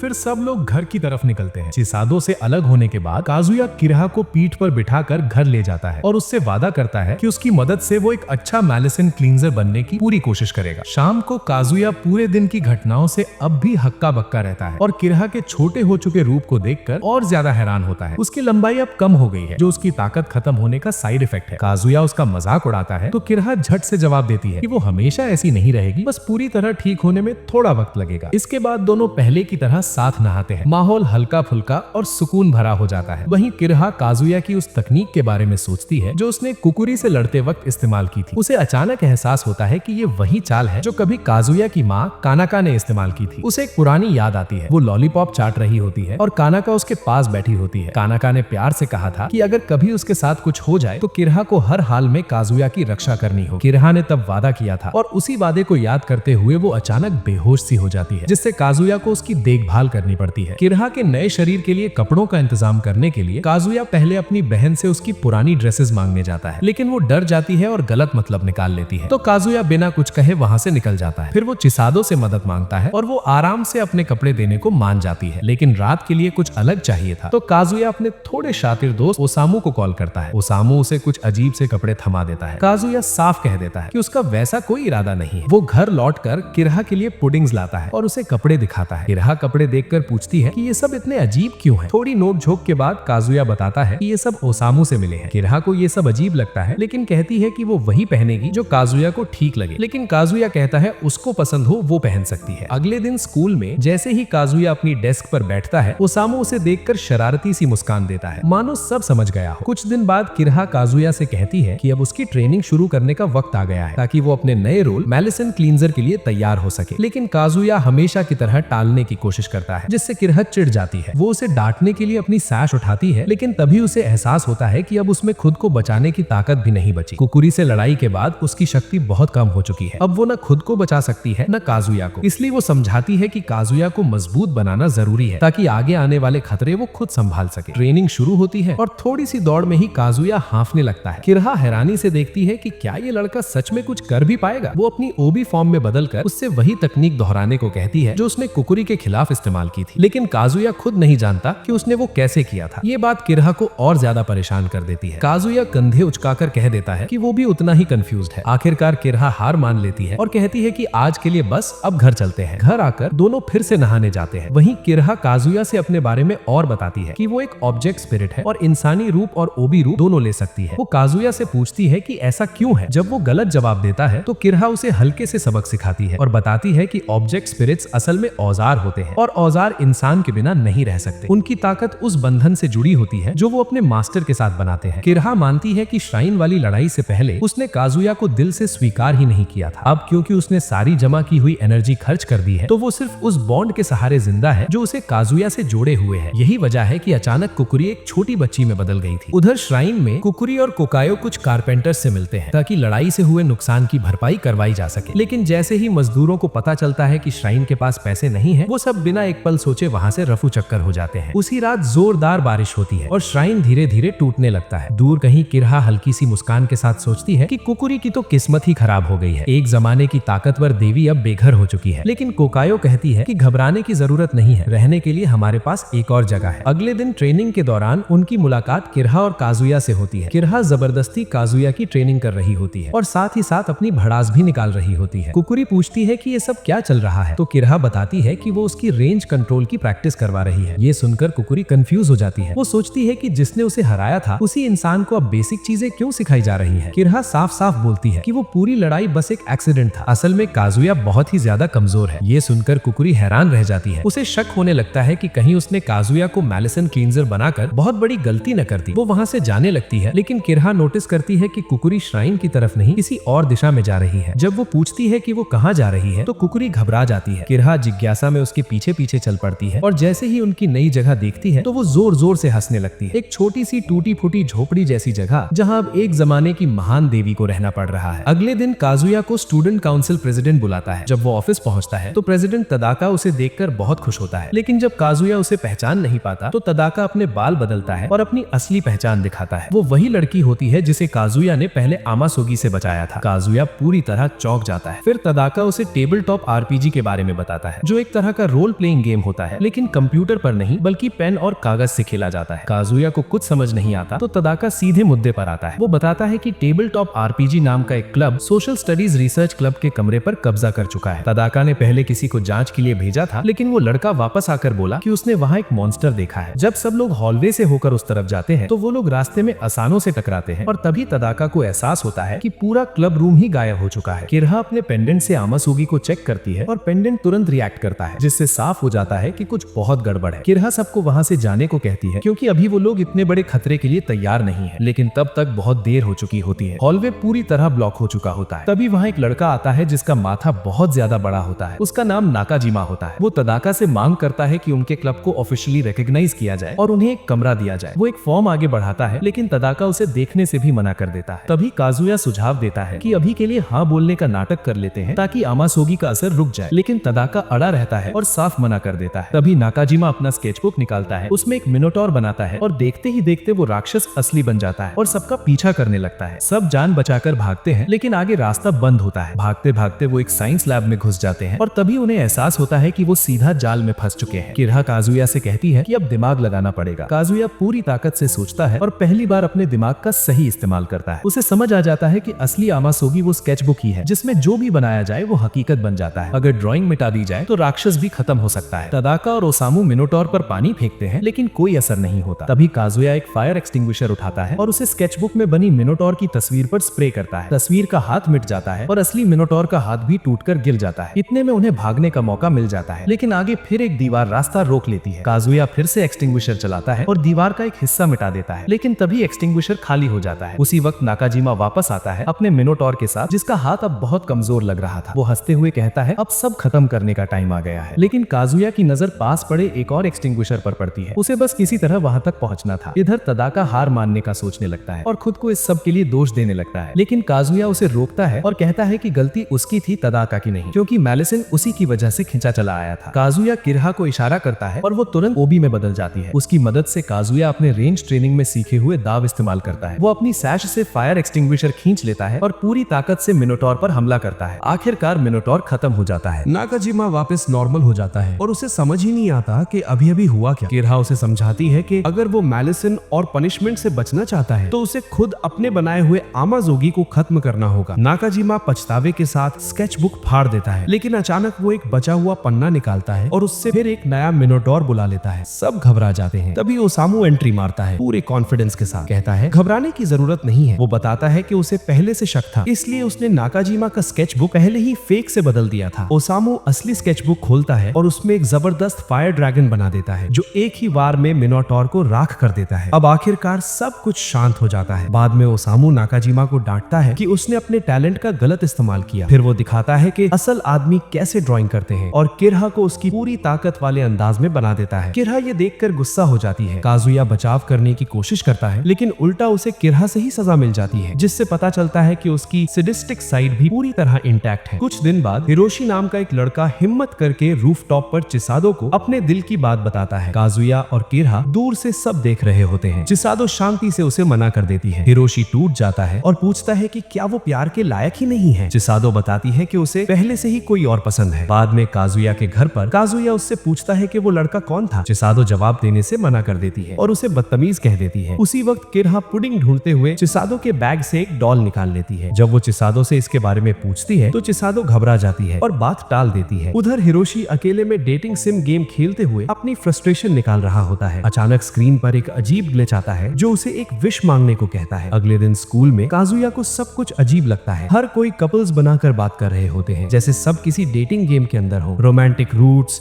स्टोरी पाथ्स, एंडिंग्स सब उसी अंदाज में डिस्कस हो रहा होता है। हॉलवे में चलते हुए काजुया एक लड़की से टकरा जाता है। वो गिर जाती है और घबराकर पूछती है कि उसने कुछ देखा तो नहीं। तभी काजुया के सामने डेटिंग सिम जैसा ऑप्शन पैनल आ जाता है। घबराकर वो गलत ऑप्शन चुन लेता है और बदले में उसे एक जोरदार थप्पड़ पड़ जाता है। क्लास में पहुंचकर वो देखता है कि वही पैनल सबके सामने आ रहे हैं। उसका दोस्त शिरू किसी लड़की से फ्लर्ट करते हुए बताता है कि आज स्कूल के बाद चेरी ट्री के नीचे स्पेशल कन्फेशन इवेंट होने वाला है। काजुया पूरी तरह कंफ्यूज्ड होता है। तभी किरहा समझाती है कि ये सब एक गेम आमाजोगी की वजह से हो रहा है, एक ऐसी आत्मा जो डेटिंग गेम्स से जुड़ी इमोशंस से पैदा होती है। काजुया हैरान रह जाता है कि ऐसा भी कुछ एग्जिस्ट करता है। किरहा बताती है कि ये आमाजोगी कहीं ना कहीं स्कूल के अंदर ही है। जांच करते हुए काजुया की नजर पड़ती है कि हिरोशी और चिसादो एक रोमांटिक कपल की तरह बिहेव कर रहे हैं। काजुया जोर से चिसादो को पुकारता है, लेकिन चिसादो उसे टोक देती है और कहती है कि उसका नाम इतनी कैजुअली ना लिया करे। ये सुनकर काजुया चौंक जाता है और सीधा हिरोशी पर शक करता है। वो कहता है कि कल ही तो चिसादो ने साफ मना किया था, फिर आज अचानक ये सब कैसे? हिरोशी ऐसे दिखाने लगता है जैसे उसे कुछ पता ही ना हो। इससे पहले कि काजुया और सवाल करे, चिसादो उसे एक जोरदार थप्पड़ मार देती है और हिरोशी के साथ वहां से चली जाती है। जाते जाते हिरोशी पलटकर काजुया पर अकड़ दिखाता है। वो उसका मजाक उड़ाता है और कहता है कि बचपन का दोस्त होकर भी तो चिसादो को पटा नहीं पाया। वो घमंड में बोलता है कि प्योर हार्ट नाम के गेम में उसे कोई नहीं हरा सकता। यहीं पर किरहा को पूरा यकीन हो जाता है कि हिरोशी ही उस आमाजोगी का होस्ट है, क्योंकि उसे गेम का नाम पता है जो अभी तक काजुया को भी नहीं पता था। काजुया सीधा हिरोशी को रोकने जाता है, लेकिन वो अपने अजीब से फॉलोअर्स बुला लेता है जो मिलकर काजुया को बुरी तरह पीट देते हैं। सुताई के बाद किरहा काजुया से कहती है कि उसे चिसादो का दिल जीतना ही होगा। वो खुद आमाजोगी को मंद करने की कोशिश करेगी ताकि और जानकारी मिल सके। काजुया फिर ओसामू के पास जाता है। ओसामू समझाता है कि इस गेम को जीतने के लिए किसी एक को विन करना होगा और ऐसे जवाब चुनने होंगे जो सामने वाले की लाइकिंग बढ़ाएं। ये सुनकर काजुया को हिम्मत मिलती है। ओसामू की गाइडेंस में वो चिसादो से बात करता है और हमेशा की तरह उससे मैथ पढ़ाने को कहता है, लेकिन जैसे ही वो थोड़ा ज्यादा स्मार्ट बनने की कोशिश करता है तो उसे गलत रिएक्शन मिलते हैं और ओसामू उसे इशारे में समझाता है, अरे भाई लड़की पटाने पर ध्यान दे। फिर तीनों साथ लंच करते हैं। धीरे धीरे जैसे कोई रिजोगी का एक्सपर्ट हो, काजुया लगातार 3 सही जवाब दे देता है और चिसादो लगभग पूरी तरह पिघलने ही वाली होती है। लेकिन जैसे ही बात किरहा पर आती है, काजुया एक के बाद एक गलत ऑप्शन चुन लेता है। ऐसा लगने लगता है जैसे वो किरहा के साथ कुछ ज्यादा ही क्लोज है। ये सुनते ही चिसादो भड़क जाती है। बाद में सब किरहा से मिलते हैं। वो बताती है कि अभी तक गेम का सोर्स नहीं मिला। तभी ओसामू नया आइडिया देता है जिसे वो मजाक में NTR कॉम्बो कहता है, मतलब कुछ ऐसा कहना या करना जो सीधे अफेक्शन को मैक्स कर दे। वो काजुया से कहता है कि बचपन की यादों में जाओ, क्योंकि वो दोनों बचपन के दोस्त हैं। आखिरकार चेरी ट्री के नीचे जहां हिरोशी फाइनल स्टेज में चिसाडो को पूरी तरह जीतने वाला होता है, वहीं काजुया बीच में आ जाता है। वो 2 छोटे छोटे डॉल्स निकालता है जिनसे वो बचपन में खेला करते थे और चिसादो से कहता है कि एक बार फिर उसके साथ खेले। उसी पल चिसादो को सब याद आ जाता है। बचपन में वो काजुया के साथ मम्मी पापा का खेल खेलती थी, लेकिन एक दिन दूसरे लड़कों के मजाक उड़ाने पर काजुया ने खेलना बंद कर दिया था। तब चिसादो ने उसे फादर वाली डॉल दी थी और खुद मदर वाली रख ली थी और कहा था हम फिर कभी खेलेंगे। ये याद आते ही आमाजोगी का असर टूट जाता है। चिसादो दौड़कर काजुया को गले लगा लेती है। हिरोशी सन्न रह जाता है। वो पूरी तरह टूट जाता है। शर्मिंदा होकर वो वहाँ से भाग जाता है। अब सब इन्फर्मरी पहुँचते हैं। काजुया थोड़ी देर के लिए सो जाता है, जबकि किरहा और ओसामू आमाजोगी ढूंढने निकल जाते हैं। कुछ देर बाद जब काजुया होश में आता है तो वो देखता है कि चिसादो उसे किस कर रही है और वो बेड पर बंधा हुआ है। वो समझ जाता है कि चिसादो अभी भी पूरी तरह नॉर्मल नहीं हुई है और गेम के फाइनल रोमांटिक सीन की तरह बिहेव कर रही है। वो उसे समझाने की कोशिश करता है। उधर किरहा और ओसामू हिरोशी से सामना करते हैं। हिरोशी बताता है कि आमाजोगी का सोर्स स्कूल कंप्यूटर लैब में चल रहा है। ओसामू तुरंत समझ जाता है कि वो X-rated वर्जन है और काजुया डेंजर में हो सकता है। दोनों दौड़कर सिस्टम बंद करते हैं और इन्फर्मरी लौटते हैं। तभी चिसादो नॉर्मल हो जाती है। जब किरहा इन्हें साथ देखती है तो काजुया और चिसादो दोनों शर्म से लाल हो जाते हैं। लेकिन इस इंसिडेंट के बाद दोनों पहले से ज्यादा करीब आ जाते हैं, बिल्कुल वैसे ही जैसे बचपन में डॉल खेलते समय थे। इसके बाद किरहा और काजुया कुकुरी की नई जगह पहुंचते हैं। किरहा बिना देर किए कुकुरी को तंग करना शुरू कर देती है और उस पर इल्जाम लगाती है कि स्कूल इंसिडेंट के बाद उसने मेलिसिन लेवल की सही रिपोर्ट नहीं दी। उसी वक्त कोकायू यूनिफॉर्म में वहां आ जाती है। जब काजुया उससे पूछता है कि वो कहाँ जा रही है तो कोकायू बताती है कि घर का खर्चा चलाने के लिए वो पार्ट टाइम जॉब्स कर रही है। पीछे किरहा की छेड़छाड़ से कुकुरी बहुत ज्यादा परेशान हो चुकी है। कुकुरी पलटकर कुछ कहना चाहती है, लेकिन इतनी कमजोर है कि कुछ कर नहीं पाती और उल्टा और ज्यादा चिढ़ा दी जाती है। तभी काजुया किरहा से कहता है कि बस अब बंद करे और वादा करता है कि वो उसे पुडिंग दिलाएगा। ये सुनते ही किरहा मान जाती है। काजुया के जाते ही किरहा को मौका मिलता है कि वो कुकुरी से अकेले में बात करे। वो उससे पूछती है कि वो इतनी कमजोर कैसे हो गई और क्या इसी वजह से उसने काजुया को मेलिसिन क्लेंजर चुना था। कुकुरी चुप रहती है। किरहा धमकाती भी है, लेकिन कुकुरी फिर भी कुछ नहीं कहती। आखिरकार दोनों बातों को छोड़कर रेत के छोटे छोटे किले बनाने लगती है। अचानक कहीं से गेंद आकर उनके बनाए किले को तोड़ देती है। दोनों गंदे हो जाते हैं और किरहा उन शरारती बच्चों के पीछे दौड़ पड़ती है। कुछ देर बाद सब घर लौट आते हैं और सब मिलकर एक कैजुअल बाथ लेते हैं। वहाँ कुकुरी को मजबूरी में किरहा की मदद करनी पड़ती है, क्योंकि किरहा काजुया को अंदर नहीं आने देती। किरहा फिर से पूछती है कि वो कमजोर क्यों हुई, लेकिन कुकुरी कुकुरी फिर भी चुप रहती है। दोनों हल्की फुल्की नोक झोंक करने लगती हैं और गर्म पानी की वजह से थक जाती हैं। कुकुरी को वापस भेजने के बाद काजुया अपने परिवार के साथ डिनर करने बैठता है और चुपके से किरहा के लिए अलग से खाना तैयार करने की सोचता है, लेकिन उसे झटका तब लगता है जब वो देखता है कि किरहा पहले से ही उसके परिवार के साथ टेबल पर बैठकर खा रही है। काजुया को पता चलता है कि उसका परिवार किरहा को पहले से जानता है। वो अपने पिता से पूछता है तो पिता बताते हैं कि काजुया की माँ के जमाने से ही किरहा घर की रक्षा करती आ रही है। किरहा पुडिंग मांगती है और काजुया का पिता तुरंत ले आते हैं। तभी काजुया को याद आता है कि वो कुकुरी को पुडिंग देना भूल गया था। खाने के बाद वो किरहा के साथ बाहर निकलता है, लेकिन प्लेग्राउंड पहुंचकर उन्हें पता चलता है कि कुकुरी का टेम्पररी शेल्टर तोड़ दिया गया है। कोकायू बताती है कि एक बच्चे के चोटिल होने के बाद शहर वालों ने उसे अनसेफ बताकर हटा दिया। कुकुरी टूट जाती है, उसे समझ नहीं आता कि अब कहाँ रहेगी। काजुया को बुरा लगता है और वो कुकुरी और कोकायू को अपने घर रहने का ऑफर देता है। अगली सुबह काजुया नींद में बाथरूम चला जाता है और गलती से ऑकवर्ड सिचुएशन बन जाती है। वो तुरंत घबरा जाता है और पीछे हट जाता है। उसे याद आता है कि कल रात घर में मीटिंग हुई थी। काजुया की बहन और पिता कोकायू के रहने के खिलाफ थे। उन्हें डर था कि उसका असर काजुया पर पड़ सकता है। तभी किरिहा बीच में पड़ती है और काजुया के पिता को एक पुरानी शर्मनाक कविता की याद दिलाने की धमकी देती है, जिससे वो मान जाते हैं। घर में शिफ्ट होने के बाद कुकुरी अपने हिस्से को एक छोटा सा श्राइन बना लेती है। किरिहा उसे बताती है कि उन्हें बाहर एक जरूरी काम से जाना है। जब कुकुरी को पता चलता है कि उन्हें श्राइन दोबारा बनाने के लिए तागुरी से उधार मांगना है तो वो वहाँ जाना नहीं चाहती, लेकिन किरिहा उसे जबरदस्ती साथ ले जाती है और वो तागुरी श्राइन पहुँचते हैं। वहाँ अंदर जाते ही सब एक अजीब जगह पहुँच जाते हैं। तागुरी जो एक लोकल देवी है पैसे देने को तैयार हो जाती है, लेकिन एक शर्त पर। उन्हें उसके साथ एक स्पेशल कार्ड गेम खेलना होगा। शुरुआत में गेम नॉर्मल लगता है, कार्ड पलटते हैं और जितनी रकम लिखी होती है वही लोन बनता है, लेकिन कुछ कार्ड ऐसे निकलते हैं जो सबको अजीब हालत में डाल देते हैं और साफ हो जाता है कि तागुरी के रूल्स काफी अतरंगी है। जब किरिहा को सच्चाई पता चलती है तो वो कुकुरी पर बुरी तरह गुस्सा हो जाती है। वो चिल्लाकर कहती है कि उसने पहले क्यों नहीं बताया, खासकर तब जब वो पहले भी तागुरी के साथ यही वाला खेल खेल चुकी है। कुकुरी सफाई देती है कि डील का हिस्सा होने की वजह से वो डिटेल्स बता ही नहीं सकती थी। किरिहा गुस्से में वहाँ से जाने लगती है, लेकिन कुकुरी हाथ जोड़कर उसे रोक लेती है। वो कहती है कि बस कुछ ही और कार्ड्स चाहिए, तभी उनका मकसद पूरा हो जाएगा। खेल आगे बढ़ता है और तागुरी के कार्ड्स एक के बाद एक अजीब हरकतें करवाने लगते हैं। कभी हद से ज्यादा नजदीकी तो कभी बेवकूफी भरे कॉस्ट्यूम्स पहनने की मजबूरी। अब किरिहा के सब्र का बांध टूट जाता है, लेकिन तभी उसके दिमाग में एक चाल आती है। वो बहाना बनाती है कि उसे बाथरूम जाना है और तागुरी से रास्ता दिखाने को कहती है। जैसे ही तागुरी बाहर जाती है, कुकुरी फटाफट कार्ड्स की जगह बदल देती है ताकि उन्हें थोड़ा फायदा मिल सके। तागुरी वापस आती है तो उसे कुछ गड़बड़ लगती है। वो कार्ड्स चेक करती है, लेकिन सब वैसा ही दिखता है। कुकुरी मासूमियत से कहती है कि उसने कुछ नहीं किया। तागुरी अपनी बारी खेलती है और उसे वो कार्ड नहीं मिलता जो वो चाहती थी। ये देख किरिहा और कुकुरी खुश हो जाते हैं, लेकिन तभी तागुरी सब समझ जाती है। वो मुस्कुराती है और दीवार पर लगे एक रूल की ओर इशारा करती है। उस रूल में लिखा होता है कि अगर कोई प्लेयर अपनी बारी के बिना कार्ड्स को छुए तो सामने वाले को बचे हुए सारे कार्ड्स मिल जाते हैं। ये पढ़ते ही किरिहा और कुकुरी के होश उड़ जाते हैं। उन्हें समझ आ जाता है कि अब वो बुरी तरह फंस चुके हैं। उन्हें वहीं रात गुजारनी पड़ती है और अगली सुबह तक उनका पूरा हाल बेहाल हो जाता है। घर लौटने के बाद किरिहा आराम से अपना पसंदीदा टीवी शो देख रही होती है। तभी काजुया के पिता आ जाते हैं। वो बड़े प्यार से पूछते हैं कि क्या वो बेसबॉल देख सकते हैं, लेकिन किरिहा साफ मना कर देती है। बेचारे पिता को रेडियो पर ही मैच सुनना पड़ता है। थोड़ी देर बाद काजुया की बहन कसुमी आती है, टीवी बंद करती है और किरिहा को खींचकर किचन ले जाती है। वहाँ वो दिखाती है कि घर के काम में कुकुरी मदद कर रही है। जब किरिहा मना करती है तो कसुमी धमकी देती है कि अब कभी पुडिंग नहीं खरीदेगी। ये सुनते ही किरिहा गिड़गिड़ाने लगती है और मदद करने को मान जाती है। किरिहा को आलू छीलने का काम मिलता है, जबकि कुकुरी पत्ता गोभी काटती है। कसुमी बताती है कि घर का सामान खत्म हो गया है और वो काजुया को किरिहा और कुकुरी के साथ शॉपिंग पर भेज देती है। दुकान पहुंचते ही लड़कियां स्नैक्स देखकर खुद को रोक नहीं पाती, लेकिन काजुया उन्हें टोक देता है और लिस्ट फॉलो करने को कहता है। कुकुरी उसकी बात ध्यान से मानती है और सिर्फ वही चीजें उठाती है जो लिस्ट में होती है। उसके मन में एक प्यारी सी कल्पना चल रही होती है। दूसरी तरफ किरिहा कार्ट में ढेर सारी पुडिंग्स डाल देती है, लेकिन काजुया एक एक करके सब वापस रख देता है। किरिहा गाना गाने लगती है, लोगों से दया भरी नजरें मिलाने लगती है और मजबूरी में काजुया उसे एक पुडिंग दिला देता है। किरिहा खुशी से झूम उठती है। कुकुरी भी मन ही मन सोचती है कि वो भी ऐसा ही करेगी, लेकिन तभी सब उसे बिलिंग के लिए बुला लेते हैं। कैश काउंटर पर लोगों की लाइन लगी होती है, जहाँ कोकायू काम कर रही होती है। जब काजुया की बारी आती है तो कोकायू उन्हें सामान देती है और सब घर लौट आते हैं। रात को कसुमी के बनाए खाने को सब मिलकर खाते हैं। खाने के बाद किरिहा मजे से अपनी पुडिंग खाने लगती है और कुकुरी बस उसे देखती रहती है, लेकिन तभी काजुया चुपचाप कुकुरी के हाथ में उसकी पसंद की रेड बीन पुडिंग पकड़ा देता है। कुकुरी की आंखें चमक उठती है और वो खुशी खुशी उसे खाने लगती है। कुछ दिन बाद जब काजुया स्कूल जाता है तो वहाँ का नजारा देखकर दंग रह जाता है। वो देखता है कि काफी सारी लड़कियां शीरू के आसपास खड़ी हैं और हंस रही हैं। सिर्फ इतना ही नहीं, वो सभी उस पर फिदा हो रही हैं। काजुया को अपनी आंखों पर यकीन नहीं होता, क्योंकि वो शीरू को हमेशा ऑकवर्ड और लड़कियों के मामले में अनलकी ही जानता था। यहाँ तक कि ओसामू भी कंफ्यूज होता है और उसे भी शक होने लगता है कि कुछ तो गड़बड़ है। तभी अचानक किरिहा काजुया के बैग से बाहर निकल आती है और पूरे भरोसे के साथ कहती है, ये जरूर एक और अमासोगी का मामला है। काजुया घबरा जाता है और उसे चुपचाप डांटता है कि सबके सामने ऐसे मत निकला करो, कोई देख लेगा। लेकिन किरिहा उसे झड़कते हुए कहती है कि ज्यादा डरने की जरूरत नहीं है। वो याद दिलाती है कि मौसम की भविष्यवाणी में इस हफ्ते मालिसन लेवल काफी ऊंचा बताया गया था, तो कुछ अजीब होना तय था। वो ये भी कहती है कि इसी वजह से काजुया जैसे मालिसन क्लेंजर की जरूरत पड़ती है। थोड़ा हिम्मत जुटाकर काजुया आगे बढ़ता है और शीरू पर आरोप लगाता है कि वो किसी अजीब चीज का इस्तेमाल कर रहा है जिससे वो ज्यादा अट्रैक्टिव लग रहा है। ये सुनते ही बाकी लड़के जो पहले से जल रहे थे हक्के बक्के रह जाते हैं। शीरू मना करता है, लेकिन गलती से ये कह बैठता है कि उसने कोई खास कोलोन लगाया था। बस इतना सुनना था कि सारे लड़के उस पर टूट पड़ते हैं जैसे कोई चमत्कारी दवा मिल गई हो। शीरू भागने लगता है और किरीहा अपनी ओबी रूप में आकर अपने सैश से कुछ लड़कों को पीछे धकेल लेती है। काजुया पूछता है कि क्या लड़के भी अमासोगी के असर में है। किरीहा समझाती है कि जिस चीज ने ये अमासोगी बनाया है वो लोगों की छुपी इच्छाओं से गहराई से जुड़ गया है, इसीलिए इसका असर इतनी तेजी से फैल रहा है। भीड़ शीरू को पकड़ने ही वाली होती है, लेकिन किरीहा उसे खींच लेती है और सब भागकर एक खाली क्लासरूम में छुप जाते हैं। भीड़ खिड़कियों से भी घुसने की कोशिश करती है। आखिरकार काजुया किरीहा के कहने पर स्लेज हैमर वीव एक्टिवेट करता है, जिससे स्कूल पर छाया मैलिसन का बादल साफ हो जाता है और सब कुछ शांत हो जाता है। बाद में शीरू को बांधकर पूछताछ की जाती है। वो बताता है कि एक लड़की से रिजेक्ट होने के बाद उसने वो कोलोन इस्तेमाल किया था। वो उसे फेंकने ही वाला था कि उसे एक अजीब सी आवाज सुनाई दी जिसने उसे दोबारा लगाने को कहा। उसके बाद सब कुछ बदल गया। काजुया उसे समझाता है कि हर अमासोगी की तरह इसे भी उसी इंसान को खत्म करना होगा जिसने इसे पैदा किया है। शीरू मान जाता है और बोतल तोड़ने की कोशिश करता है, लेकिन गलती से स्प्रे काजुया पर लग जाता है। अचानक हालात पलट जाते हैं और काजुया मुश्किल में फंस जाता है। इसी तरह वो वहाँ से बचकर घर पहुँचता है और खुद को ठीक करने की कोशिश करता है। आखिरकार वो हिम्मत जुटाकर बोतल तोड़ देता है, जिससे अमासोगी का असर पूरी तरह खत्म हो जाता है। लेकिन साइड इफेक्ट के तौर पर शीरू से एक हफ्ते तक इतनी अजीब बदबू आने लगती है कि उसके क्लासमेट्स उससे दूरी बनाए रखते हैं। कुछ दिन बाद काजुया अपनी ट्रेनिंग जारी रखता है और कुकुरी के साथ स्पारिंग करता है। वो बुरी तरह हार जाता है, जिसकी वजह से किरीहा उसे सजा देती है। इसी बीच स्कूल में स्टूडेंट काउंसिल प्रेसिडेंट काजुया, चिसादो और ओसामू तीनों को अपने ऑफिस बुलाता है। जैसे ही वो अंदर जाते हैं, उनका ध्यान उसके अचानक छुपाए गए सिर पर जाता है और माहौल फिर से अजीब बन जाता है। काजुया गुस्से में पूछता है कि उसके बाल अचानक क्यों झड़ गए। तभी किरीहा सामने आकर बताती है कि मैलिस और अटोनमेंट की वजह से ताकेडा ने अपने सारे बाल खो दिए हैं, क्योंकि काजुया ने उसका अमासोगी खत्म किया था। ये सुनते ही चिसादो डर जाती है और सोचने लगती है कि अगर काजुया ने उसका अमासोगी हराया होता तो क्या वो भी गंजी हो जाती। लेकिन किरीहा उसे भरोसा दिलाती है कि हर अमासोगी की नेचर अलग अलग होती है, तो ऐसा जरूरी नहीं है। इसके बाद ताकेडा बताता है कि हाल ही के दिनों में स्कूल में कुछ अजीब हो रहा है। कई स्टूडेंट्स ने बताया है कि एक रहस्यमयी लड़की अचानक उनके सामने आती है और उनसे कुछ मांगती है। काजुया और किरीहा को थोड़ी चिढ़ होती है कि उन्हें किसी साधारण गोस्ट स्टोरी के लिए बुलाया गया है, लेकिन तभी ताकेडा असली ट्विस्ट बताता है। वो लड़की नेगो है, जो 2 साल पहले मर चुकी है। ये सुनते ही किरीहा समझ जाती है कि ये किसी अमासोगी का काम है। ओसामू सुझाव देता है कि क्लूज जुटाने के लिए स्टूडेंट से पूछताछ करनी चाहिए। सब लोग अलग अलग होकर नेगो के बारे में पूछना शुरू करते हैं। कुछ इंटरव्यूज के बाद उन्हें पता चलता है कि नेगो ने इमारत से कूदकर अपनी जान दे दी थी। मरने से पहले वो एक पॉपुलर लड़के के फैन क्लब में शामिल हुई थी। उन्हें ये भी पता चलता है कि न्यूज़पेपर क्लब की एक स्टूडेंट नाना को इस केस पर खुद से रिसर्च कर रही है। बाद में सब लोग अपनी जानकारी शेयर करने के लिए मिलते हैं। बात करते करते उनकी नजर नानाको पर पड़ती है, जो पास ही में किसी स्टूडेंट से सवाल पूछ रही होती है। वो नानाको से मिलते हैं और नानाको खुश हो जाती है कि कोई और भी नेगो की कहानी में दिलचस्पी ले रहा है। अचानक जिस लड़की से नानाको बात कर रही थी वो डर के मारे बेहोश हो जाती है। जब सब दौड़कर पास जाते हैं तो उन्हें नेगो की आत्मा दिखती है, जो बार बार एक लेटर मांग रही होती है। काजुया अपने ओबी से हमला करता है, लेकिन नेगो उसे रोक देती है और गायब हो जाती है। सब कंफ्यूज रह जाते हैं कि ये लेटर आखिर है क्या। इन्फर्मरी में किरीहा समझाती है कि ये कोई साधारण अमासोगी नहीं है, ये एक कामोनी है जो इंसान की मौत के बाद उसके पछतावे और भावनाओं से जुड़ा हुआ होता है, खासकर उसके बालों से। चिसादो कहती है कि ये किसी जिंदा इंसान से जुड़ा होगा जिसकी फीलिंग्स उस आत्मा से मेल खाती हो। वो पहले वाली डरी हुई लड़की कसाकबे को बुलाते हैं और उससे सब कुछ बताने को कहते हैं। कसाकबे बताती है कि स्कूल में आने के बाद कई लड़कियां यूइची को पसंद करने लगी थी। उसने और उसकी दोस्तों ने तय किया था कि वो यूइची को फैन क्लब के जरिए शेयर करेंगी, लेकिन यूइची को नेगो से प्यार हो गया। बाकी लड़कियां जलने लगी और उन्होंने नेगो को तंग करना शुरू कर दिया। यही हैरासमेंट आखिरकार नेगो की मौत की वजह बनी। तभी एक और स्टूडेंट आकर बताता है कि नेगो की एक छोटी बहन भी इसी स्कूल में पढ़ती है। ये बात ताकेडा को भी नहीं पता थी। जांच करने पर पता चलता है कि पेरेंट्स के डिवोर्स की वजह से उसने अलग सरनेम इस्तेमाल किया था, और जब नाम सामने आता है तो सब सन्न रह जाते हैं। वो कोई और नहीं नानाको ही होती है। सब लोग दौड़कर उस जगह पहुंचते हैं जहां अमासोगी किसी और स्टूडेंट को परेशान कर रहा होता है और फिर से लेटर मांग रहा होता है। वहां पहुंचकर काजुया नेगो को रोकता है और नानाको से सीधा सवाल करता है कि वो ये सब क्यों कर रही है। नानाको बताती है कि वो सिर्फ ये जानना चाहती थी कि उसकी बहन ने आत्महत्या क्यों की। उसके दिल में बची भावनाएं नेगो के बालों से जुड़ गईं और उसी से ये अमासोगी पैदा हुआ। लेकिन किरीहा इस कहानी पर भरोसा नहीं करती और कहती है कि नानाको की कोई और वजह है। जब काजुया फिर से लेटर के बारे में पूछता है तो नानाको जमीन पर पड़ी डरी हुई लड़की मिरित्सुकी की ओर इशारा करती है। मिरित्सुकी सच कबूल करती है कि उसी ने और उसकी दोस्तों ने जलन में आकर नेगो को परेशान किया था। वो बताती है कि जिस दिन नेगो मरी उसने अपने बुलीज का सामना किया था और कहा था कि वो यूइची से अपने दिल की बात कहने वाली वाली है। मित्सुकी उसे रूफटॉप की तरफ जाते देखती है। वो उसे रोकने और माफी मांगने जाती है, लेकिन वहाँ उसे सिर्फ नेगो के जूते, एक लेटर और नीचे पड़ी उसकी लाश मिलती है। मित्सुकी को लगता है कि वो लेटर नेगो की सच्ची फीलिंग्स बताएगा, इसीलिए उसने उसे अपने पास रखा, लेकिन कभी खोला नहीं। अब मित्सुकी लेटर लाती है और नानाको उसे पढ़ती है। उस लेटर में नेगो अपने दिल के अंदर एक काले भारी गुच्छे के बारे में लिखती है, जो उसके दर्द और अकेलेपन की निशानी था। उस काले गुच्छे ने नेगो से कहा था कि वो उसकी आखिरी ख्वाहिश पूरी कर सकता है और उसके बाद खुद गायब हो जाएगा। नेगो को लगा कि उसकी आखिरी इच्छा युइची को अपने प्यार का इजहार करना है, लेकिन थोड़ी देर में उसे सच्चाई का एहसास हो गया। असल में वो अमासोगी उससे उसकी छोटी बहन नानाको को नुकसान पहुंचाना चाहता था, जिसे सब लोग उससे बेहतर मानते थे। अपनी बहन को बचाने के लिए नेगो ने एक भयानक फैसला लिया। उसने अपनी ही जिंदगी खत्म कर दी। ये पढ़ते ही नानाको टूट जाती है। वो खुद को दोष देने लगती है और कहती है कि काश मरने वाली वो खुद होती। तभी किरीहा समझ जाती है कि यही वो चीज थी जिसका अमासोगी इंतजार कर रहा था। उसे नानाको से अपनी ही मौत की कामना चाहिए थी, ताकि वो और ताकतवर बन सके। अचानक अमासोगी फिर से सामने आता है, अब पहले से ज्यादा बड़ा, ज्यादा टेढ़ा मेढ़ा, और उसके सीने में वही काला गुच्छा धड़क रहा होता है। वो नानाको पर झपटता है, लेकिन काजुया ऐन वक्त पर उसके सामने आकर उसे बचा लेता है। एक के बाद एक हमले होते हैं। काजुया कुछ रोक लेता है, लेकिन एक जोरदार वार उसे दूर फेंक देता है। अमासोगी और फूल जाता है और भी डरावना बन जाता है। काजुया स्लेज हैमर वीव से हमला करता है, लेकिन वार उछलकर बेकार चला जाता है। किरीहा चिल्लाकर कहती है कि टेक्निक्स बदलते वक्त वो बहुत स्लो हो रहा है। काजुया ध्यान लगाता है और लगातार तेज वार करने लगता है। आखिरकार उसे एक ओपनिंग मिलती है। वो स्पाइरल वीव एक्टिवेट करता है और सीधे अमासोगी के आर पार घुसेड़ देता है। एक पल में अमासोगी पूरी तरह खत्म हो जाता है। लड़ाई तो खत्म हो जाती है, लेकिन नानाको का दिल अब भी भारी है। किरीहा उसके पास जाती है और शांति से समझाती है कि नेगो ने वो लेटर उसे दर्द देने के लिए नहीं लिखा था, बल्कि वो इस बात का सबूत था कि नेगो अपनी छोटी बहन से दिल से प्यार करती थी। किरीहा उसे समझाती है कि वो अपनी मौत की कामना छोड़े और नेगो के बलिदान को जिंदा रहकर सम्मान दे। उधर एक दूसरे शहर में स्नो नाम की लड़की अपने स्पिरिट पार्टनर के साथ वहाँ के लोकल गॉड से मिलती है। वो पास के इलाके कैमियोआ जाने की इजाजत मांगती है, जहाँ मैलिजन एक्टिविटी बढ़ रही थी। भगवान उसकी ताकत परखने के बाद उसे जाने की अनुमति दे देते हैं और उसे एक मैलिजन क्लेंजर के तौर पर चुन लेते हैं। वो उससे पूछते हैं कि क्या वो सच में कैमियोआ जाना चाहती है, ये जानते हुए कि वो जगह कितनी खतरनाक है। स्नो पूरे भरोसे से कहती है कि वो जाने के लिए पूरी तरह तैयार है। इधर काजुया और बाकी लोग तकीदा को ननाको वाले मामले की रिपोर्ट देते हैं और सब खुश होते हैं कि सब कुछ ठीक तरीके से खत्म हुआ। तभी ननाको वहाँ आती है और सबको चौंकाते हुए व्हाइट बोर्ड पर लिखकर बताती है कि अब वो बोल नहीं सकती। काजुया समझ जाता है कि ये अमीसोगी का अटोनमेंट है। ननाको कहती है कि ये उसकी जिम्मेदारी है और वो इसे खुद झेलेगी। किरहा उसकी बात से सहमत होती है और बिना कुछ कहे वहाँ से चली जाती है। बाद में जब काजुया अपनी ही दुनिया में मस्त होता है, अचानक किसी का मुक्का उसके चेहरे पर पड़ता है और वो जमीन पर गिर जाता है। उलझन में वो सोचता है कि इस बार किसे नाराज कर दिया। तभी स्नो उसके सामने खड़ी होती है, अब भी हमला करते हुए। किरहा फौरन काजुया के बैग से बाहर कूदती है और स्नो की लात को रोक लेती है। किरहा गुस्से में पूछती है कि स्नो को आखिर दिक्कत क्या है, लेकिन स्नो अपने वार सीधे किरहा पर मोड़ देती है। दोनों के बीच तेज और जबरदस्त लड़ाई छिड़ जाती है। एक के बाद एक वार, कोई पीछे हटने को तैयार नहीं। आखिरकार स्नो किरहा की लात पकड़ लेती है और उसे जमीन पर पटक देती है। किरहा की ताकत जवाब दे जाती है। वो काजुया की रक्षा करने में असमर्थ हो जाती है। किरहा की सैश अपने आप स्नो पर वार करती है, लेकिन बीच हवा में कोटिसु, स्नो की स्पिरिट, उसे काट देती है। ये देखकर स्नो चिढ़ जाती है, क्योंकि उसने कोटिसु को बीच में न आने को कहा था। फिर भी वो कोटिसु को अपना असली रूप दिखाने का हुक्म देती है। ये देखकर काजुया और किरहा दोनों दंग रह जाते हैं। कोटिसु असल में एक सॉर्ट टाइप ऑब्जेक्ट स्पिरिट होती है। किरहा सवाल करती है कि स्नो अपनी ही तरह के इंसान पर हमला क्यों कर रही है। स्नो जवाब देती है कि वो खुद भी एक मैलिजन क्लेंजर है और खास तौर पर काजुया की ताकत परखने आई है। वो कहती है कि काजुया जैसा कमजोर इंसान कनाका की जगह लेने की सोच रहा है और ये बिल्कुल बेतुका है। उसे ये भी नहीं पता कि काजुया को ये याद ही नहीं कि कनाका उसकी अपनी माँ थी। ये सुनकर किरहा सन्न रह जाती है कि स्नो कनाका को जानती है। स्नो ऐलान करती है कि वो ये मामला सीधे लोकल गॉड तक ले जाए। सब लोग कुकुरी के श्राइन पर पहुंचते हैं, जो अभी काजुया के घर में ही बना हुआ है। कुकुरी पूरे रौब से सामने आती है, लेकिन किरहा तुरंत उसे चढ़ाकर उसका सारा घमंड उतार देती है। ये देखकर स्नो हैरान रह जाती है। एक लोकल गॉड को कोई ऐसे बुली भी कर सकता है। उसे याद आता है कि कैसे उसने अविश्वास में कनाका का ओबी एक कमजोर से लड़के काजुया के हाथों में देखा था। जब स्नो ने कुकुरी से सवाल किया था, तो कुकुरी ने उसे बताया था कि कनाका मर चुकी है और अब उसका बेकार सा बेटा उसकी जगह लेने वाला है। ये सुनकर स्नो को बहुत गुस्सा आता है। स्नो साफ कह देती है कि उसे नहीं लगता काजुया और किरहा कनाका की जगह लेने के काबिल है, एक मैलिजन क्लेंजर के तौर पर। वो कुकुरी से कहती है कि वो खुद ये जिम्मेदारी लेना चाहती है। उसका कहना है कि किसी इलाके का मैलिजन क्लेंजर सिर्फ सबसे ताकतवर इंसान होना चाहिए और इसीलिए वो फैसला करती है कि ये सब ड्यूअल से तय होगा। जो जीतेगा वही पद संभालेगा। ये सुनकर काजुया और किरहा दोनों सन्न रह जाते हैं। स्नो अपनी पुरानी कहानी सुनाती है। सालों पहले उसका बड़ा भाई एक आमासोगी के हाथों मारा गया था। उस घटना ने स्नो को अंदर से तोड़ दिया और उसी दिन उसने बदला लेने की कसम खा ली। हालांकि वो तब बहुत छोटी थी, फिर भी वो अपने इलाके इलाके के गॉड के पास गई और एक स्पिरिट पार्टनर मांगा, लेकिन गॉड ने मना कर दिया और कहा कि वो अपनी उम्र के बच्चों की तरह खुश रहकर जिए। उसने याद दिलाया कि उसका भाई चाहता था कि वो एक नॉर्मल खुश लड़की बने, लेकिन स्नो ने किसी की नहीं सुनी। उसने अपने भाई की पुरानी ऑब्जेक्ट स्पिरिट ली और खुद ही उस आमासोगी के पीछे निकल पड़ी। जब वो वहाँ पहुंची तो पता चला कि कनाका पहले ही उस मॉन्स्टर को हरा चुकी थी। गुस्से और फ्रस्ट्रेशन में स्नो ने कनाका को ही अपना टारगेट बना लिया और कसम खाई कि एक दिन वो उसे हराएगी। उसके बाद वो बार बार कनाका को चैलेंज करती रही और हर बार हारती रही, लेकिन हर हार उसे और मजबूत बनाती गई। फिर जब वो आखिरी बार ड्यूल के लिए लौटी तो पता चला कि कनाका अब इस दुनिया में नहीं रही और उसकी जगह उसे काजुया जैसा कमजोर लड़का दिखा। घर लौटकर काजुया अपने कमरे में चुपचाप बैठा रहता है। उसका दिल बहुत भारी है। उसे लगता है कि वो अपनी जिम्मेदारियों पर खरा नहीं उतर पाया। ननाको और तकीदा जैसे लोग उसकी कमजोरी की वजह से दर्द झेल रहे हैं। ये बात उसे अंदर से खा रही है। उसके मन में ख्याल आता है कि शायद उसके न होने से सब कुछ बेहतर होता, लेकिन किरहा ऐसे हार मानने वाले इंसान की सेविका बनने से साफ इनकार कर देती है। वो उसके पास आकर उसे कसकर गले लगा लेती है। काजुया पूछता है कि वो ऐसा क्यों कर रही है। किरहा कहती है कि वो उसे संभालने के लिए है। वो समझाती है कि भागने से सब और बिगड़ जाएगा, और जब काजुया फिर भी बहस करता है तो किरहा उसे झटका देकर होश में ले आती है। वो कहती है कि उसने कभी भी उसे बोझ नहीं समझा और जो भी हो वो हमेशा उसके साथ खड़ी रहेगी। किरहा उसे आगे बढ़ने के लिए कहती है, गलतियां करने के लिए कहती है और वादा करती है कि हर गलती को वो मिलकर ठीक करेंगे। वो हल्की शर्म के साथ कहती है कि उसके बिना उसे अकेलापन लगेगा। ये सुनकर काजुया का हौसला फिर से लौट आता है। कुछ देर बाद किरहा पूरी तरह अपनी ताकत वापस पा लेती है। इसके बाद दोनों मिलकर स्नो के खिलाफ ड्यूल जीतने की योजना बनाने लगते हैं। उन्हें याद आता है कि स्नो ने अपनी सारी टेक्निक्स खुद ही दिखा दी थी। किरहा मानती है कि वो डिसएडवांटेज में है, लेकिन काजुया हार मानने को तैयार नहीं। ये सुनकर किरहा वाला करती है कि अगर वो जीत गया तो उसकी एक इच्छा पूरी करेगी। तभी काजुया की बहन और कुकुरी कमरे में आ जाती है और माहौल को देखकर गलत समझ बैठती है। वो तुरंत किरहा को घसीटकर बाहर ले जाती है और बड़ी मुसीबत टल जाती है। इसके बाद काजुया और किरहा ड्यूल की तैयारी में जोर शोर से ट्रेनिंग शुरू कर देते हैं। स्नो की तलवार से करीबी लड़ाई के लिए खास तैयारी करनी पड़ेगी, लेकिन उन्हें पता है कि स्नो के पास दूर से वार करने वाली टेक्निक्स भी है। इसीलिए दोनों मिलकर हर पॉसिबल रास्ते पर सोच विचार करते हैं। आने वाला ड्यूल आसान नहीं है, लेकिन इस बार काजुया पीछे हटने वाला नहीं है। इसके बाद किरहा बताती है कि वो एक ओबी है और कोटिसु जैसी तलवार के सामने जाना उसके लिए बहुत खतरनाक हो सकता है, लेकिन किरहा कहती है कि उसके पास एक प्लान है। उधर अपने इलाके में स्नो लोकल गॉड हनोका के साथ स्पारिंग करती है ताकि अपनी स्किल्स और शार्प कर सके। वो इतना अच्छा परफॉर्म करती है कि हनोका भी इम्प्रेस हो जाती है। स्नो को पूरा भरोसा है कि काजुया को हराना उसके लिए बच्चों का खेल होगा, खासकर तब जब उसे उसकी माँ कनाका की सारी टेक्निक्स पता चल चुकी है। लेकिन जैसे ही वो घमंड में बोलती है, उसकी ऑब्जेक्ट स्पिरिट कोटिसु उसे सावधान करती है कि ज्यादा एरोगेंट न बने। कोटिसु याद दिलाती है कि काजुया को मैलिजन क्लेंजर बनने के लिए एक टेस्ट पास करना पड़ा था। वो कहती है कि सिर्फ शक्ल देखकर किसी को कमजोर समझना गलत हो सकता है, लेकिन स्नो उसे टाल देती है और साफ कहती है कि ज्यादा दिमाग न लगाए और बस एक टूल की तरह अपनी हद में रहे। स्नो बताती है कि काजुया ने अपना टेस्ट कुकुरी वाटर गॉडेस के खिलाफ दिया था, जिसे उसकी वॉल वीव से आसानी से डिफेंड किया जा सकता है, लेकिन उसकी तलवार के सामने काजुया के बचने का कोई रास्ता नहीं होगा। इसलिए स्नो को पूरा यकीन है कि जीत उसके लिए बहुत आसान होने वाली है। उस दिन बाद में जब काजुया और किरहा साथ में नहा रहे होते हैं, किरहा थोड़ा पास आकर उसे ड्यूल के रूल्स समझाती है। वो बताती है कि कुकुरी ने उनके ड्यूल को मीडिएट करने पर हामी भर दी है। लड़ाई के दौरान दोनों फाइटर्स के चारों ओर वाटर बैरियर होगा जो 2 वाटर डॉल्स से जुड़ा होगा। लड़ाई में जो भी डैमेज होगा वो फाइटर्स को नहीं बल्कि उन डॉल्स को लगेगा। लड़ाई तब तक चलेगी जब तक किसी एक डॉल का टूटना नहीं हो जाता, लेकिन एक ट्विस्ट है, ये बैरियर सिर्फ इंसानों को प्रोटेक्ट करेगा, ऑब्जेक्ट स्पिरिट्स को नहीं। यानी किरहा और कोटिसु फिर भी घायल हो सकती है। किरहा ये भी बताती है कि काजुया उसकी 2 अलग अलग प्रोजेक्शंस डिकॉय की तरह इस्तेमाल कर पाएगा, हालांकि वो उसकी असली ताकत से कमजोर होंगी। इसलिए वो कहती है कि काजुया को दिमाग से काम लेना होगा और सही समय पर सही ऑप्शन चुनना होगा। वो उसे साफ कहती है कि हालात खराब हो तो उसे इस्तेमाल करने से मत हिचकिचाना, लेकिन फिर वो अचानक पूछती है कि उसके मन में क्या चल रहा है। काजुया थोड़ी देर चुप रहता है, फिर कहता है कि किरहा उसके लिए इस लड़ाई जितनी ही जरूरी है। वो उसे दर्द में नहीं देखना चाहता। वो वादा करता है कि वो उसे बचाएगा और जीत कर ही लौटेगा। ये सुनते ही किरहा पूरी तरह हैरान रह जाती है। उसका चेहरा टमाटर की तरह लाल हो जाता है। वो झुंझलाकर कहती है कि उसे कूल बनने की कोशिश बंद करनी चाहिए और उसे होश में ले आती है। रात को सोने से पहले किरहा उसकी तारीफ करती है कि उसने पिछले हफ्ते बहुत मेहनत की है। वो मजाक में कहती है कि अगर उसका मन करे तो वो बेफिक्र होकर उसके पास रह सकता है। लेकिन जब किरहा सो जाती है तो काजुया को नींद आनी और मुश्किल हो जाती है। जब काजुया आखिरकार सोता है तो वो सपने में कनाका को देखता है। कनाका हंसते हुए कहती है कि वो किरहा का पंचिंग बैग बन चुका है। काजुया समझ नहीं पाता कि किरहा उसके साथ इतना सख्ती से पेश क्यों आती है। तभी कनाका बताती है कि किरहा ने हमेशा उसे और उससे पहले के विल्डर्स को प्रोटेक्ट किया है, इसी वजह से वो बहुत ज्यादा प्रोटेक्टिव बन गई है। कनाका ये भी कहती है कि किरहा दिल की बहुत साफ है और जब काजुया उसे टीज करता है तो वो जल्दी घबरा जाती है। फिर कनाका उसे छेड़ते हुए लड़कियों के साथ उसके मोमेंट्स दिखाती है और अचानक सब लड़कियां उसके उसके आसपास आ जाती हैं। काजुया घबराकर कनाका से रुकने को कहता है। कनाका हंसते हुए बताती है कि ये उसका सपना है और ये सब उसके अपने ख्यालों की वजह से हो रहा है। काजुया उन्हें हटाने की कोशिश करता है और गलती से सब कुछ और ही बन जाता है। ये देखकर कनाका हंस पड़ती है और उसे टीज करती है, लेकिन काजुया साफ कह देता है कि उसे अपनी अभी की जिंदगी पसंद है जहाँ सब लोग खुश हैं और वो कुछ बदलना नहीं चाहता। तभी सूरज उगने लगता है। कनाका कहती है कि अब उसे जाना होगा। काजुया पिछली मेलिसेंट क्लिंजर होने के नाते उसे धन्यवाद देता है, लेकिन फिर भी वो पूरी तरह समझ नहीं पाता कि उसका और कनाका का आपस में क्या रिश्ता है। वो बताती है कि उसके माँ होने की यादें काजुया के दिमाग में सील कर दी गई हैं। इसी वजह से वो अभी सच्चाई नहीं जान पा रहा, लेकिन वो यादें वक्त के साथ खुद ब खुद वापस आ जाएंगी। तब तक वो उसका इंतजार करेगी। अचानक काजुया की नींद टूट जाती है। उसका दिल थोड़ा घबराया हुआ है। अगली सुबह काजुया और किरहा स्नो और कोतिसू के खिलाफ होने वाली लड़ाई की तैयारी करते हैं। दोनों खुद को वाटर डॉल से लिंक करते हैं। जब कुकुरी नियम समझा रही होती है तभी सब अपने अपने मन में खुद को मोटिवेट करते हैं। स्नो के मन में एक ही बात घूम रही होती है कि उसे कितना गुस्सा है इस बात पर कि काजुया जैसा कमजोर इंसान अब कनाका का सक्सेसर बन गया है। वो खुद को साबित करना चाहती है कि वो उससे कहीं बेहतर है। कोतिसू नहीं चाहती कि वो फिर से एक और लड़ाई हारे जैसे कभी स्नो के बड़े भाई को खो दिया था, और काजुया वो सबको दिखाना चाहता है कि वो कनाका का सक्सेसर बनने के काबिल है, और ये भी कि स्पिरिट्स को सिर्फ टूल्स समझना पूरी तरह गलत है। फिर डुअल शुरू होता है, ये तय करने के लिए कि कामियोआ का असली मेलिसेंट क्लिंजर कॉल होगा। काजुया पहला मूव करता है और डमी वीव से एक डिफेंसिव वॉल बनाता है। स्नो एक ही तलवार के वार में उसे तोड़ देती है, लेकिन तभी काजुया एक और डमी वीव सेट करता है। स्नो जैसे ही दोबारा हमला करती है, काजुया उसे चौंका देता है अपनी ओबी की प्रोजेक्शन से एक ऑफेंसिव मूव करके। उसका वाटर डॉल हल्का सा क्रैक हो जाता है। लड़ाई अब तेज होने लगती है। उधर कुकुरी देख रही होती है कि तभी हानोका का एक चिबी रूप अचानक प्रकट होता है। वो कुकुरी से कहती है कि वो बस ये तमाशा देखने आई है। काजुया की लड़ाई देखकर हानोका उसकी तारीफ करती है कि वो सच में कमजोर निकम्मा नहीं है। जैसे जैसे ड्यूएल आगे बढ़ता है, स्नो को समझ आने लगता है कि उन्होंने डमी वीव के जरिए उसकी अटैक रेंज पकड़ ली है। काजुया अब वॉल की जगह फेंस बनाता है, फिर एक टैंगल बॉल तैयार करता है। ऐसा कुछ स्नो ने पहले कभी नहीं देखा। कोतिसू उसे पीछे हटने को कहती है, लेकिन स्नो चेतावनी को अनदेखा कर देती है। तभी काजुया का अटैक हवा में ही स्लेज हैमर में बदल जाता है और स्नो को जमीन पर दे मारता है। ये देखकर गॉड्स तक इंप्रेस हो जाते हैं। काजुया तुरंत स्पाइरल वीव से फॉलो अप करता है, लेकिन स्नो संभल जाती है और वार रोक लेती है। अब दोनों एक दूसरे पर लगातार वार करने लगते हैं। काजुया की ओबी स्नो की तलवार से टकरा रही होती है। इसी बीच स्नो समझ जाती है कि अब उसे अपनी असली ताकत दिखानी होगी। वो अपना स्पेशल मूव एम्प्टी स्ट्राइक चलाती है। वार काजुया को लगता है और उसके वाटर डॉल को भी। अब दोनों फाइटर्स रुक जाते हैं, दूरी बनाए रखते हैं, क्योंकि अब एक भी गलत कदम पूरी लड़ाई का फैसला कर सकता है। दोनों कुछ पल रुककर अपनी हालत समझते हैं। काजुया जानता है कि अगर अभी हमला किया तो वो खुला रह जाएगा, क्योंकि उसके पास सिर्फ 2 प्रोजेक्शंस बचे हैं। उधर स्नो भी समझ जाती है कि अब लॉन्ग रेंज हमले काम नहीं आएंगे। इस दूरी पर वो बेअसर हो चुके हैं। लड़ाई देख रही हानोका कहती है कि ड्यूएल अब लगभग खत्म होने वाला है। अगर लड़ाई ज्यादा लंबी चली तो किरहा की स्पिरिचुअल एनर्जी वापस आ जाएगी, जिससे काजुया को साफ बढ़त मिल जाएगी। किरहा धीरे से काजुया को सलाह देती है कि थोड़ा और डिफेंस में रहो, जीत सुरक्षित हो जाएगी। लेकिन काजुया सिर हिलाकर मना कर देता है। वो कहता है अगर स्नो अपनी पूरी ताकत से नहीं लड़ी तो इसे असली जीत नहीं कह सकते। ये सुनकर किरहा चौंक जाती है। वो पूछती है कि जीत से इसका क्या लेना देना है। काजुया बताता है कि वो स्नो को दिखाना चाहता है कि ऑब्जेक्ट स्पिरिट्स